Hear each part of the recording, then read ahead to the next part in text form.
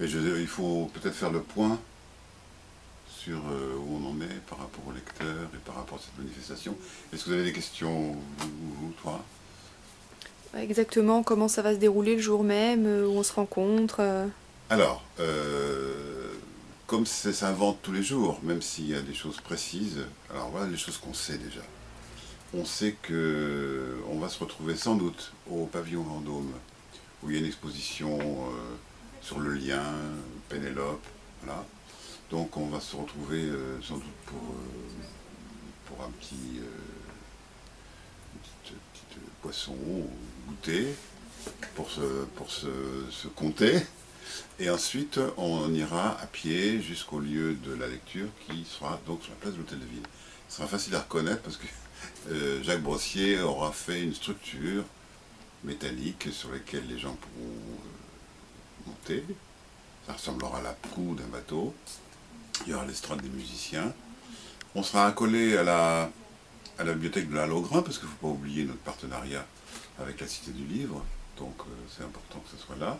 En plus, ça servira et de lieu de repli et de lieu d'enregistrement pour le Radio Zazine, puisque, je vous le rappelle, la lecture sera diffusée toute la nuit. Alors, ça commence à 18h30, précise. Les lecteurs se relaient, et une grande partie des activités dans les ateliers a consisté à savoir comment on se relayait sans faire de pause, quelquefois en bousculant l'autre, amicalement. Mais donc il ne faut pas qu'il y ait d'interruption. C'est une chaîne de lecteurs, à vrai dire. Il y aura juste une petite pause de 30 secondes entre les chants. Chaque chant faisait à peu près 28, entre 20 minutes et 30 minutes. Voilà. Ce qu'on peut dire aussi, c'est que donc les musiciens accompagneront toute la lecture. Ça en tenait beaucoup. D'ailleurs, Dimitris Dimitriadis, dramaturge grec qui est venu travailler au théâtre des ateliers il y a quelques semaines, nous a dit que c'est comme ça que ça se passait à l'époque où on lisait ce texte. Voilà. Donc, cette succession toute la nuit se fera avec une organisation. Elodie, qui est derrière la caméra, sera devant un ordinateur et enverra une information au public. On saura toujours qui est en train de lire et quelle partie du chant de l'Odyssée est dite.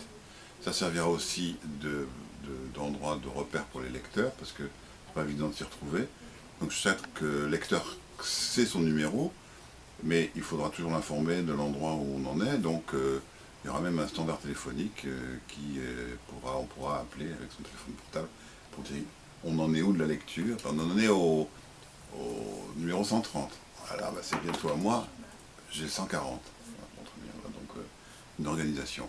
Et puis ce qui est prévu aussi, c'est qu'il y a un certain nombre de comédiens qui seront là présents pour parer à toute déficience et donc qui seront prêts à faire relais. Il y aura des cars qui seront organisés pour relayer. Et donc voilà, c'est ce qu'on souhaite en tout cas. Nous, c'est que ça soit ininterrompu.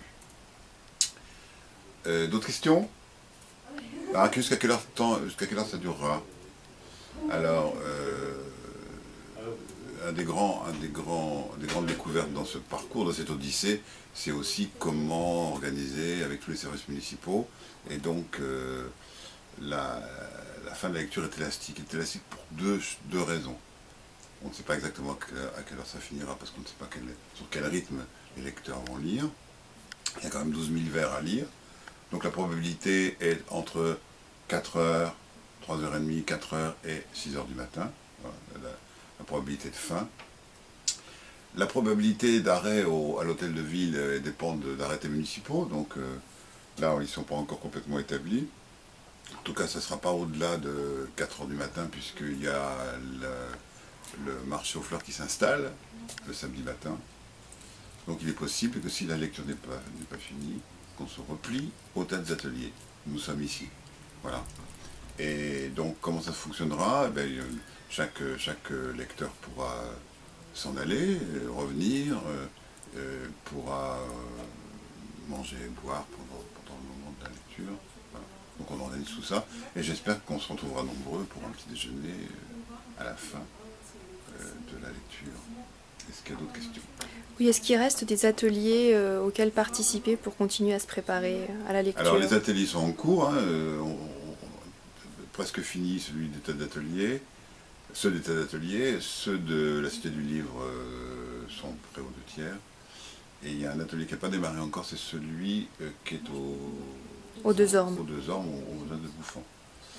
Donc celui-là va démarrer bientôt. Alors, il y a une grande... On se comptera tous, parce que les gens ne se sont pas forcément rencontrés, on se comptera tous le 2 mai, la veille, à 18h30 ici au théâtre, pour se présenter les uns les autres, que certaines personnes découvrent derrière qui ils lisent, quel est le relais, puisque on a essayé de ne pas avoir des gens qui se suivent d'un même atelier. Donc il y a des gens qui vont s'intervertir avec des gens de la Cité du Livre, qui vont être amenés à se découvrir aussi. Car on n'a pas voulu, on a voulu préparer cette lecture, on n'a pas voulu la simuler. Simuler 12 heures de lecture, de toute façon c'est difficile, mais de toute façon on ne voulait pas le faire.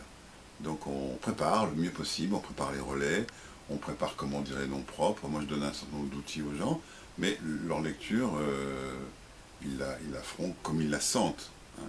Moi, mon rôle dans les ateliers, ça a été plutôt de défaire tout ce qui est convenu, récitation, voilà, que les gens vraiment lisent avec leurs sensations, leur cœur, leur façon d'être, et non pas, à mon avis, il faut réciter comme ça.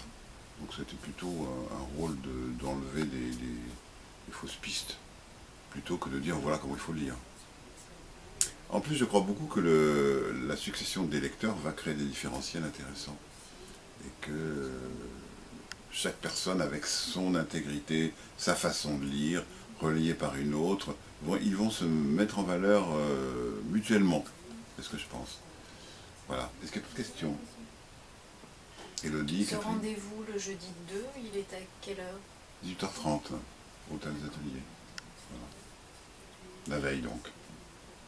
Et sur place, pendant cette lecture donc, qui démarrera place de la mairie, qui aura lieu place de la mairie, est-ce qu'il est prévu, donc tu disais que la Halle au Grain sera un lieu de repli, oui. Est-ce qu'il y aura des boissons, Voilà, c'est ce que je t'expliquais tout à l'heure, il y aurait de quoi boire et manger pendant toute la nuit. Et puis, ne pas oublier non plus qu'il y aura les danseurs qui vont travailler, hein,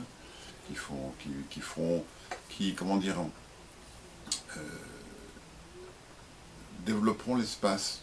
C'est-à-dire que c'est évident que quand on écoute une lecture, pour ceux on s'attroupe autour de l'endroit, du podium où la lecture a lieu. Le rôle des danseurs, et leur proposition d'ailleurs, c'est de faire une espèce de chemin lointain, le proche et le loin.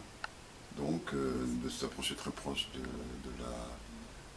des lecteurs et des musiciens, même s'entremêler quelquefois avec eux, et puis après s'éloigner dans les rues adjacentes pour désigner l'espace comme faisant partie de cette fête de la lecture. L'espace ne sera pas simplement l'endroit de l'attroupement. Est-ce qu'on peut s'y inscrire même proche de la lecture? C'est ce qu'on a souhaité, c'est que des gens... bon, je trouve d'abord que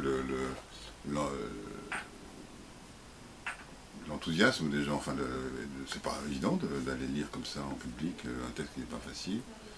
Je trouve que cet enthousiasme-là, il faut l'encourager. Donc, même s'il y a des gens à la dernière minute qui ont envie, il suffit qu'on se voit un petit peu rapidement pour qu'on se donne un peu les règles, et puis pourquoi pas, je veux dire, c'est tout.